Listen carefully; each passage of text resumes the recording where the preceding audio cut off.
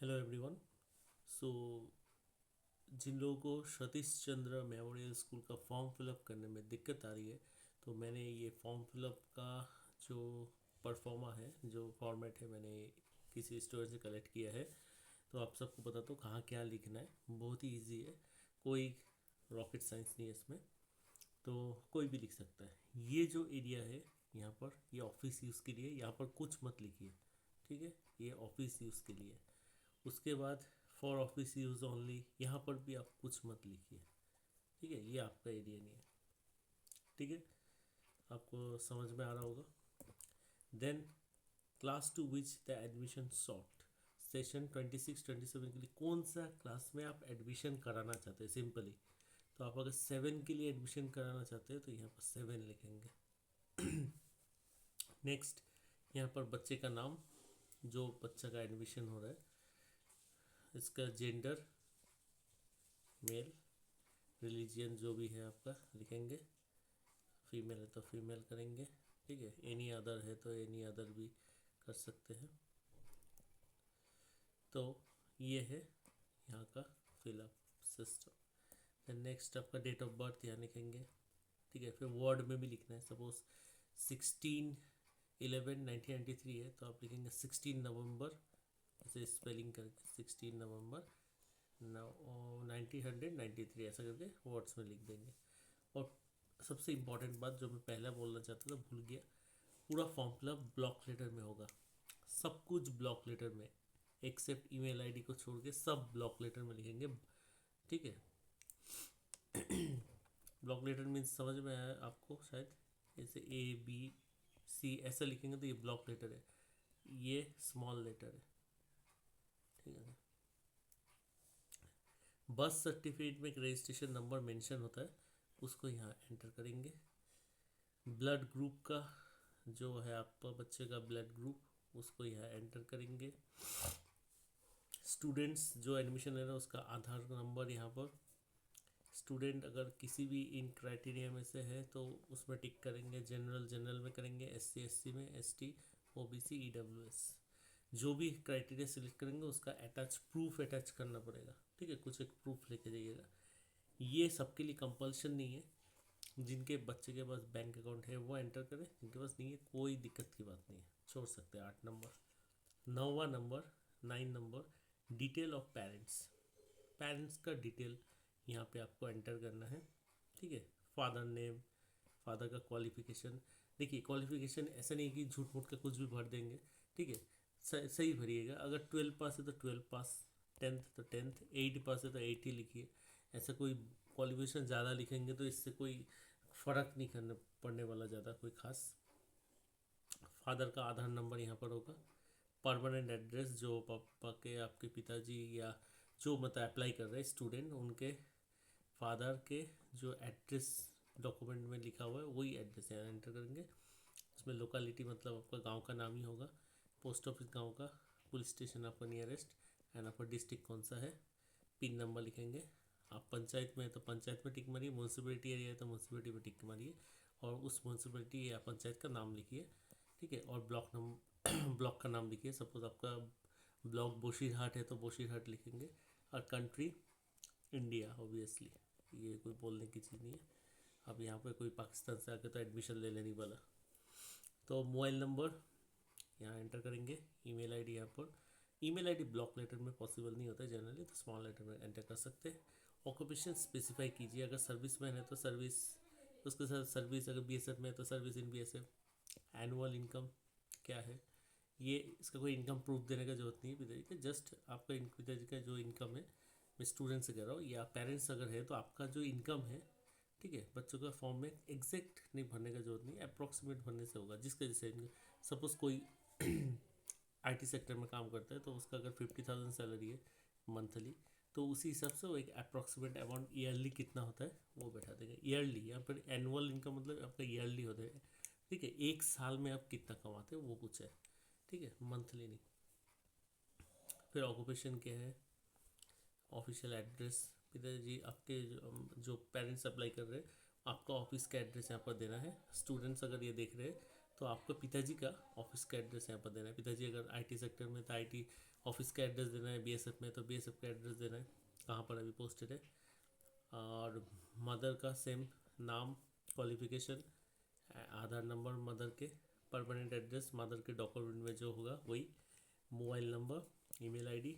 अगर नहीं है तो कोई बात नहीं, इसको ऐसे दाग करके छोड़ दे, नॉट एप्लीकेबल कुछ लिखने का जरूरत नहीं, ऐसे ब्लैंक छोड़ दे।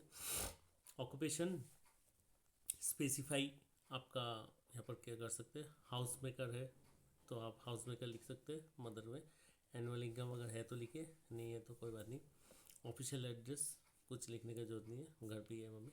एंड लोकल गार्डियन नेम ये उन लोगों के लिए अगर माता पिता किसी कारण स्कूल में कोई काम पे आ नहीं पाए, उसके रिप्लेसमेंट आप किसको स्कूल में भेजेंगे उन, तो पेरेंट्स की जगह अगर आपका बेटा को मीटिंग अटेंड करना है तो आप माता पिता जा नहीं पाए, उनके जगह जो जाएंगे उस गार्जियन का नाम यहाँ पर लिख के रखिए, जो आपके घर का सदस्य हो सकता है, दादा दादी, नाना नानी, जो अंकल आंटी होते हैं, ठीक है। एजुकेशनल क्वालिफिकेशन, आधार नंबर,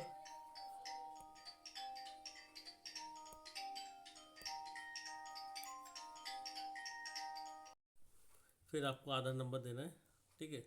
लोकल गार्डियन के जो उनका भी लोकल एड्रेस क्या है, मोबाइल नंबर देना है, ईमेल आईडी देना है, ऑफिशियल एड्रेस जहाँ पे काम करते हैं वो, ऑक्यूपेशन क्या है उनका, एनुअल इनकम क्या है अप्रॉक्सीमेट दे रहा है। रिलेशन ये बहुत इंपॉर्टेंट है, जिसको आप भेजेंगे आपके जगह, मैंने पेरेंट्स के जगह, उनके साथ आपका बच्चे का रिलेशन क्या है, अंकल आंटी है या बाहर का कोई है, ठीक है। प्रॉपर रिलेशन उसको देना है, रिलेटिव से जनरली होता है, ठीक है, दूसरा कोई बाहर का लोग तो जाएंगे नहीं। सिंगल पेरेंट उन लोगों के लिए जिनको, जो सिंगल पेरेंट होते हैं, जिन जिन जिन जिन बच्चों के सिर्फ माता है या जिन बच्चों के सिर्फ पिताजी है, ठीक है, इस तरह के पेरेंट्स सिंगल पेरेंट के क्राइटेरिया में आते हैं, तो जनरली यहाँ पर स्टूडेंट नो करेंगे।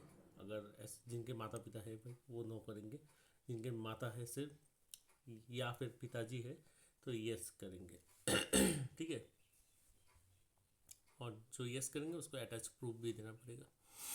व्हाट्सएप नंबर ये बहुत इंपॉर्टेंट है। पहला व्हाट्सएप नंबर वो दीजिए जो आपको हमेशा व्हाट्सएप अपडेट प्रॉपरली आपके पास आता रहे। दूसरा वाला इमरजेंसी के लिए देखे रखिए, मतलब पहले वाला मदर का देखे रखिए, सेकंड वाला फादर का दे दीजिए, कोई बात नहीं, बट ऐसा नंबर दीजिए परमानेंट हो। ये नहीं कि हर महीना नंबर बदल रहे तो स्कूल में उसका जानकारी आपको देनी पड़ेगी बाद में। नेक्स्ट फॉर्म का जो पेज है यहाँ पर भी सेम ऑफिस यूज़ के लिए ये, वेदर द कैंडिडेट, जो कैंडिडेट मतलब आपका बच्चा पे अप्लाई करे उसका भाई बहन होगा तो, या जो स्टूडेंट अगर देख रहे हैं तो आपका कोई भाई बहन है तो आप क्या करेंगे, तो whether the candidate is single child, yes और नो करना है, ठीक है। तो आपका अगर सिंगल चाइल्ड है, ठीक है, आपका अगर अकेला है तो यस कर देंगे, अगर अकेला नहीं है तो नो करेंगे, ठीक है। स्पेशली एबल्ड दिव्यांग, दिव्यांग उनको कहते हैं जिनको कोई दिक्कत होती है, ठीक है, फिजिकली कोई वीकनेस होता है, तो उनको यस यहाँ पर दे सकते हैं, ठीक है। समझ ही गए होंगे, अगर किसी को कोई किसी भी फिजिकल कोई भी दिक्कत है और जिनका नहीं है वो तो नो करेंगे। और belong to EWS, economically weaker section कोई है तो यस करेंगे, विद डॉक्यूमेंट प्रूफ देना है, ये सबका मेडिकल सर्टिफिकेट, इसका डॉक्यूमेंट प्रूफ ये सब होना चाहिए आपके पास, तभी लिखे। ऐसा चीज़ मत लिखिए जिसके पास कोई, जिसका कोई डॉक्यूमेंट ही नहीं है आपके पास। Name and address of a last school attended, जिस स्कूल से आप नए स्कूल में जा रहे हैं उसका पिछला वाला जो स्कूल छोड़ रहे हैं उस स्कूल का नाम यहाँ पर देना है। लास्ट क्लास कौन सा उस स्कूल से पढ़ के आ रहे हो वो, और TC सर्टिफिकेट जब अवेलेबल होगा तब लिखेंगे। अगर अभी आपके पास ट्रांसफ़र सर्टिफिकेट का नंबर नहीं है तो आप ट्रांसफ़र सर्टिफिकेट के जगह को ब्लैंक छोड़ सकते हैं, डेट भी ब्लैंक छोड़ दीजिए। लास्ट स्कूल जिसमें आप पढ़ रहे थे वो कौन सा बोर्ड का है, सपोज लास्ट स्कूल भी CBSE का था तो CBSE पे टिक मार देंगे, ठीक है। अदर्स कोई बोर्ड हो तो ये 5वां नंबर उनके लिए है। 15 number point, original migration certificate चाहिए, ये सिर्फ क्लास 11 के लिए, आपके लिए नहीं है, जो छोटे क्लास के लिए। 11 का अगर कोई बच्चा ये वीडियो देख रहा है तो आपको ओरिजिनल माइग्रेशन सर्टिफिकेट दिखाना होगा। क्लास 10 आप पास कर करके आए तो माइग्रेशन सर्टिफिकेट वहाँ जमा होगा, फिर आपका एग्ज़ाम होगा 12 का। उसके बाद 16 में result of last class, last class का जो रिज़ल्ट है वो, अगर आपके पास एनुअल एग्ज़ाम अभी तक नहीं हुआ है तो इसको ब्लैंक छोड़ दीजिए, कुछ लिखने का जरूरत नहीं, कुछ भी नहीं, लैंग्वेज इंफॉर्मेशन, इसमें अगर आप बाल वाटिका से 2 के बाल वाटिका 2 के LKG ऑनवर्ड है, सेकेंड लैंग्वेज आपका क्या है, बंगाली या हिंदी। तो जो बंगाली लेना चाहते हैं वो बंगाली ले सकते हैं। थर्ड लैंग्वेज आपको, जिसने बंगाली ले लिया वो थर्ड लैंग्वेज तो हिंदी लेना पड़ेगा उसको, और कोई ऑप्शन नहीं है, बंगाली थर्ड लैंग्वेज और होगा नहीं, ठीक है। और थर्ड लैंग्वेज लास्ट क्लास में आपका क्या था, सपोज लास्ट क्लास आप सपोज लास्ट क्लास में 5 में थे और 2025 में थे, और आपका लैंग्वेज सपोज थर्ड लैंग्वेज वहाँ पर हिंदी ही था, तो आप हिंदी ही लिखेंगे। ब्लॉक लेटर सब ब्लॉक लेटर में लिखेंगे, स्मॉल लेटर नहीं। आपको कोई कॉन्जेनिटल या मेजर कोई डिजीज़ है तो यहाँ लिख सकते हैं, ठीक है। सपोज़ किसी को अस्थमा का प्रॉब्लम है तो यहाँ लिख सकता है। एलर्जिक टू किसी भी खाने और मेडिसिन से आपको एलर्जी है तो वो भी यहाँ मेंशन कर सकते हैं, वो नोट डाउन करके रखेंगे। इम्यूनाइजेशन आपका कहाँ कब तक का हुआ है उसके सर्टिफिकेट के साथ आप लिख सकते हैं। सपोज आपका 5 साल 10 साल दोनों इम्यूनाइजेशन हो चुका है तो आप उसका सर्टिफिकेट भी लगा के इसका जमा कर सकते हैं। डिटेल ऑफ सिबलिंग, सिर्फ भाई बहन है तो उसका डिटेल यहाँ पर लिखिए, भाई है तो भाई का नाम लिखिए, बहन है तो बहन का नाम, उसका एज, स्कूल स्टडिंग इन कौन सा स्कूल में पढ़ रहा है, उसका स्ट्रीम क्या है और वो कौन सा सब्जेक्ट। ये एक्चुअली ये जो सब्जेक्ट है ये ओनली ऑप्टेटिंग क्लास 11 के लिए, तो आप ये वाला भरिएगा, इसको छोड़ दीजिए, नॉर्मली छोड़ दीजिए, गलती करने से अच्छा छोड़ के रखिए। अगर स्कूल में जब फॉर्म जमा देंगे तो पूछ के ले लीजिएगा, बढ़िया तरीका है ये। यहाँ पे लास्ट बोर्ड नेम, ये पोर्शन आप ऑफिस यूज़ के लिए सब है तो अभी इसको मत कीजिए। यहाँ पे पेरेंट्स का सिग्नेचर मतलब गार्जियन जो है उसका सिग्नेचर, और स्टूडेंट के साथ जिसने सिग्नेचर किया उसका क्या संपर्क है लिखना पड़ेगा। फादर है तो फादर, मदर है तो मदर, हो गया यहाँ पर। बस अब दूसरा थर्ड पेज जिसमें ऑफिस यूज़ के लिए ये एरिया है, ये एरिया पूरा ऑफिस यूज़ के लिए, ठीक है। और जिसमें ऑफिस यूज़ लिखा है वो एरिया ऑफिस के लिए, उसमें आप कुछ लिखेंगे नहीं। बाकी जो नॉर्मल डिटेल्स वो आप एंटर करेंगे, guardian name, student name, address, phone number, mobile number, blood group, date, guardian signature. Authorise signature में कुछ नहीं करेंगे, जो फॉर्म भर रहे माता या पिता उनका सिग्नेचर यहाँ पर होगा। यहाँ पर भी सेम गार्डियन सिग्नेचर होगा। डेट, फॉर्म का जमा वाला जो डेट है वो डेट डालेंगे। सपोज फॉर्म 10 तारीख को जमा कर रहे हैं तो 10 तारीख का डेट डालेंगे, 10 दिसंबर, गार्डियन सिग्नेचर, और इसको छोड़ देंगे। फ़ोटो का बात कहूँ तो यहाँ पर पहला पेज में यहाँ पर फ़ोटो लगाना है इस जगह में, ठीक है। ये पहला पेज में यहाँ पर स्टूडेंट का फ़ोटो लगेगा यहाँ पर, और दूसरे पेज में कोई फ़ोटो नहीं है। तीसरा थर्ड पेज में यहाँ फादर, यहाँ मदर, और यहाँ लोकल गार्डियन जिनका एड्रेस में नाम लिखे वहाँ पर लोकल गार्डियन का भी पिक्चर होगा, दादा दादी, नाना नानी, अंकल आंटी, उनका फ़ोटो, ये माता पिता का फ़ोटो, और ये स्टूडेंट का फ़ोटो। तो स्टूडेंट का फ़ोटो 3-4 कॉपी करा लेना। और नेक्स्ट जो सर्टिफिकेट है ये पासपोर्ट साइज स्टूडेंट फ़ोटो यहाँ पर लगाना है, ठीक है। उसके बाद इशूड ऑन जो ये एरिया इसको छोड़ देना है। एडमिशन इन क्लास, कौन सा क्लास में आप एडमिशन कराना चाहते हैं व करा रहे हैं, वो 7 हो तो 7 लिखिए। सेकेंड लैंग्वेज आपका क्या है, सपोज बंगाली है तो बंगाली लिखिए, capital letter, all capital letter. Admission date मत लिखिए, वो ऑफिस लिखेगा। स्टूडेंट नेम आप लिख के ले जा सकते हैं, गार्डियन नेम मतलब फादर का नाम लिख सकते हैं, एड्रेस आप लिख सकते हैं, फ़ोन नंबर, मोबाइल नंबर लिख दीजिए। यहाँ पे स्टूडेंट का सिग्नेचर होगा ये जगह पे, ठीक है। जो फुल नेम, सपोज स्टूडेंट का नाम है सुदीप सरकार तो आप सुदीप सरकार लिखिए, ठीक है। सिग्नेचर कैपिटल लेटर में नहीं होगा, ये मैं बता दूं। और ये डिक्लेरेशन फॉर्म है जो कि बहुत ही इंपॉर्टेंट है। यहाँ पर भी कुछ नहीं लिखना आपको, जस्ट इस जगह में स्टूडेंट का नाम होगा, सपोज सुदीप सरकार लिख दे यहाँ पर कैपिटल लेटर में, ठीक है। और नीचे पे जाके ये एग्रीमेंट आप पढ़ लीजिएगा, ठीक है। क्या क्या गलती क्या क्या करना है स्कूल में कुछ तोड़ फोड़ किया बच्चों ने तो क्या प्रोसीजर है, ये सब इसमें लिखा है और आप उसका अंडरटेक कर रहे हैं। यहाँ पे फादर सिग्नेचर विद डेट होगा, यहाँ पे मदर सिग्नेचर विद डेट होगा, ठीक है।